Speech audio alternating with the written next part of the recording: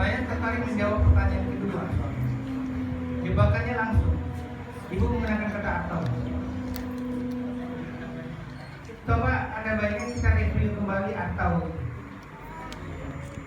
Diversifikasi itu penting. Istri saya, bukan saya nih. Diversifikasi saya dari lain kan. Dia memutuskan untuk menanam karet dan gaharu. Awalnya saya sempat ngomong, bilang ada baiknya di tempat yang lain. Tapi ya jenis saya itu adalah kita sempat nih menikmati karet 23.000, sekarang karet harganya 4.000, jatuh sekali. Akhirnya kita coba gaharunya kita hidupkan, karetnya kita tebang.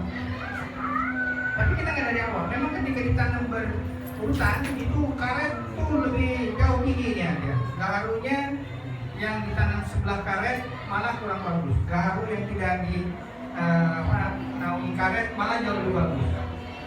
Ya, Bu.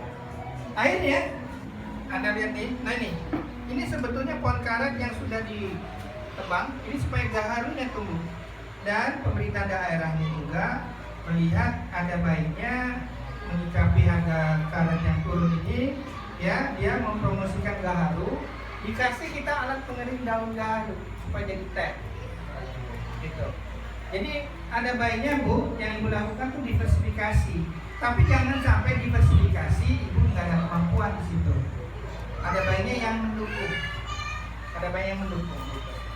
Nah, adapun masalah kredit, saya pikir begini. Kalau Ibu meminjam hutang, itu selalu berusaha pastikan bahwa biaya hutang itu jauh lebih rendah dari keuntungan. Itu rumusnya. Dan itu keuntungan itu ada baiknya Ibu pakai estimasi yang paling konservatif. Itu demikian banyak. Karena begini, masalahnya dengan bank terus terang, kita tuh mempunyai daya tawar yang rendah dengan bank. Betul nggak? Bank tuh enaknya kita naruh duit, dapat deposito kecil, minjam gede. Makanya menurut saya ada baiknya beli saham bank. Gitu, untungnya gede. Ya, ada baiknya lanjut kita lakukanlah pemberontakan. Jangan naruh uang di bank. Kenapa nggak grup ini aja? Ya, tapi semua orang harus amanah. Jeleknya gitu, kalau orang nggak amanah. Gitu. Ya, Ibu butuh berapa? Oleh grup ini. Daripada naruh uangnya di bank. Dan Ibu harus juga berani berbagi.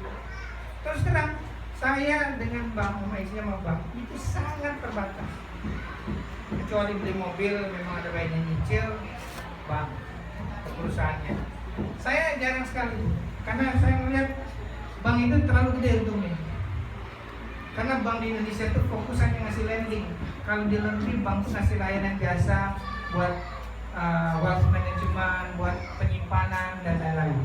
Jadi saya hanya memberikan pedoman aja. Ibu estimasi dulu ekspansi Ibu, kira-kira yang ambil yang konservatif itu baru. By the way, sebetulnya bank sekarang itu tertekan untuk nurunin suku bunga, gitu. Ya, saya harapnya ada suatu cara lah dari pemerintah itu. Saya ini dengan bank tuh banyak kecewanya Bu. Ya, saya ini nanda tangan cek Bu ya, jutaan lah boleh dibilang Bu, ya. Itu miliaran kadang-kadang. Tapi waktu ke bank saya karena mau keluar negeri berapa minggu, saya minta dinaikin plafonnya, itu gak disetujui. Karena dia nggak tahu siapa, sorry pengen kepala, Bu Hikmat siapa. Dia dengar oleh direktur bank, marah dia sama itu. Ya hari itu juga plafon saya langsung naik. Ya tiba-tiba saya ditelepon bank, saya ditawarin reksadana saingan saya Bu. Pak, saya ini di catatan Pak ini kerja di mana? Di Bahana Pak. Bahana perusahaan apa Pak? Nggak tahu. Saya buka baju terus terang di Depok ada satu bank besar lah pokoknya ya. Saya pakai baju kaos dan lain-lain, saya mau buka kartu kredit, nggak disetujui. Dan ada nih Fitra ini riset. Bank itu menyalurkan kredit setelah N1 growth naik, daya beli naik. Bank itu cenderung memberikan kredit kepada orang kaya, bukan menjadikan orang jadi kaya. Gitu. Jadi kenapa ada yang cerita Nabi Yusuf dan lain-lain? Saya ingin punya saingan terhadap bank. Kita bisa lakukan ini yang namanya masyarakat ya, tapi memang harus diikat dengan suatu perjanjian yang kuat. Ya Bu ya, lakukanlah diversifikasi. Ibu bisa lakukan. Sebelum ditanya, saya akan nyampaikan aja, wah Pak, investasi kan perlu duit gede. Betul kan? Betul kan? Oke nih. Sejak saya di Bahana, saya punya tim baru. Oh, jadi Sinar itu ada staf baru lah, baru. Oh, jadi Pak Budi ini kalau saya lihat dari tulisannya sudah lama ya Pak, yang cerita Nabi Yusuf ini. Di kita tuh ada namanya Sinar, berinvestasi benar. Saran Nabi Yusuf itu adalah berinvestasi berkala. Sinar. Anda kalau mau Sinar bahanatcw.com, ya Anda bisa lihat. As low as 200.000 per bulan. Bahkan mungkin bisa di range 100.000 per bulan auto debit. Kalau saya di kantor langsung potong gaji. Potong gaji langsung itu buat apa namanya? Investasi. Tinggal pilih reksadana mana. Anda mau yang syariah, apakah yang saham atau yang pasar uang, boleh. Kayak nanam, kayak dipotong oleh jam sostek aja, cuek aja. Jadi kalau Anda punya uang 100, minimalnya Anda langsung investasi dan asuransi. Berpikirlah pendapatan kita itu bukan 100, tapi 95. Dari 95 itulah kita konsumsi. Ya, jangan bayar asuransi nanti aja ini buat keperluan itu, enggak. Asuransi udah dibayar duluan sehingga keperluan yang lain itu mengikuti ya income yang sudah dikurang dengan asuransi, proteksi dan investasi. Ya, ini sudah kami lakukan. Ya tadi, yang istri saya terkejut lihat, kok jam sosteknya besar ya Pak? Karena dia tidak pernah nganggap itu sebagai dana, makanya kita lebih rileks ya. Ini ada kakak dan saya di sini, itu sebabnya. Jadi kita bilang sama yang cash ini buat sekolah anak-anak.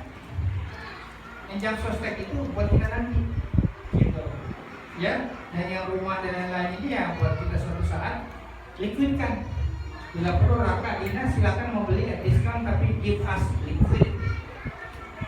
Gitu, give us liquidity. Dan saya sering minta sama istri saya, tolong ya 5 menit sebelum suami mau meninggal declare bahwa aset-aset itu bukan milik saya. Tolong. Ya, paling candanya Pak, bagaimana tahu 5 menit? Biarin aja tanda-tanda gitu. Ya, saya mudah-mudahan bisa menjawab pertanyaan. Ya, monggo yang lain siapa? Pak properti kita. Ya, antara Bikos. Assalamualaikum. Assalamualaikum warahmatullahi wabarakatuh. Nama saya Pak, nama saya Riko Pak. Riko ya. Terima kasih sebenarnya materi itu. Memang satu hari kayak cuma 2 jam gitu kan. Iya. Tadi satu yang menarik menurut saya adalah tadi sebenarnya saya coba adalah gimana kita berinvestasi di saham ini, dari cara masuk dan cara keluar. Cara keluar saya sebenarnya udah agak nangkep bahwa kita jangan terlalu cinta. Tadi kuncinya itu jangan terlalu cinta dengan saham.